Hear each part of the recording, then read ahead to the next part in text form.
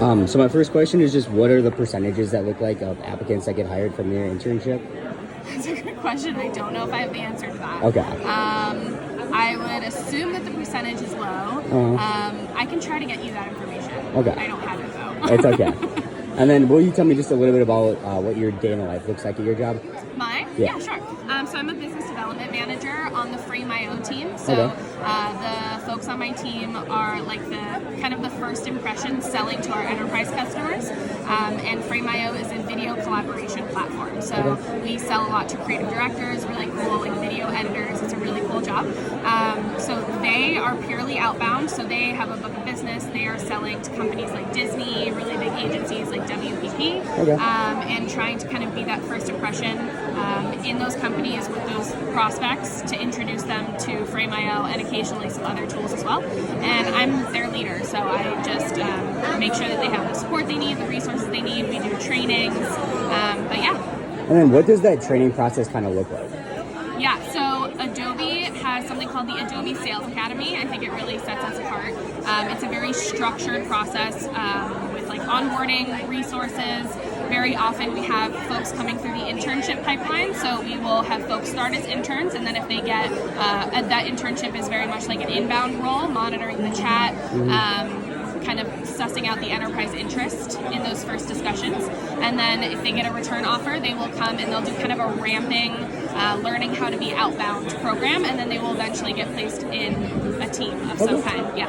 Cool. All right, thank you so much. So just talking a little bit about the sales process, will you talk a little bit about that and like how the training goes into that? Yeah, so during our training program, we develop those skill set around outside sales. So it's classroom training, territory and account management skills, and then we also really talk a lot about the products that you're going to be selling as well. Okay. So we really try to tie that into what it takes to be successful in an outside sales role. And like I said to you, it's 16 weeks. So there's 16 weeks of training. And it's a really unique program because it's training you to go into outside sales. So we don't do in-store sales or inside sales. We go right into outside, so we're trying to develop those skill sets from the front end. And what are some of those like soft skills that you guys are looking for in the application process? So it's a pretty simple profile that is sales and even at Right Height, but it's competitive, good communication skills, good intellect, a self-starter, and then people that are motivated by money. That's really what sets apart the kind of the profile we're looking for. Outside sales is not an easy career. It's kind of a roller coaster. So those are some of the traits that we look for, but definitely that competitive drive. And what would you say the percentages of applicants that get hired at Right Height? Well, we're not a well-known brand. This is our first time at the GNSW, but I would say, I mean, I've been interviewing for this program for about 14 years, and you know, it's all just that personal feel, you know, the cultural fit, and then people that are motivated. I don't know the exact percentage of how many people we hire, but we're pretty selective. We want to find the right fit for our business. Okay. Will you just talk to me about a little bit about the training process for sales and what that looks like? Sure. So for our specific program, the training process, it comes in 4 phases. So you're going to move down to Jacksonville for Johnson & Johnson Vision, and you're going to learn a little bit more about our product and our sales process. The next phase is integrating with customers. So how do you engage with customers and how do you apply all that training that you just had to our actual customers? The third phase is a commercial project. So how can you partner or collaborate with our internal business partners in different functions of the business, like finance, operations, marketing, education, and then lastly, putting it all together. So you now can apply to be a rep in a specific territory, and that is my super short spiel of our program. Okay. Yeah. And then what is the percentage of applicants that apply that kind of retain with the company?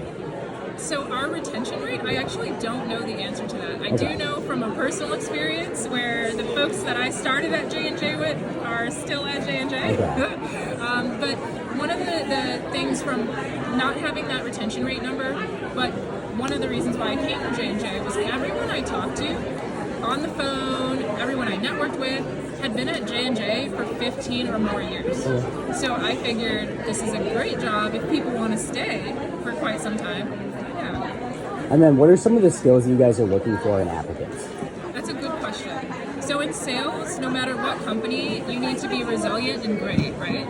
Well, J&J is looking for those two things, plus someone who adds value through being a leader. So a leader does not mean that you are the person that is speaking the most or the loudest, right? Leadership comes from being a servant. So I believe in servant leadership, and so does J&J. We have a credo where you are to put, our company puts doctors and nurses first. They put the communities we serve in next.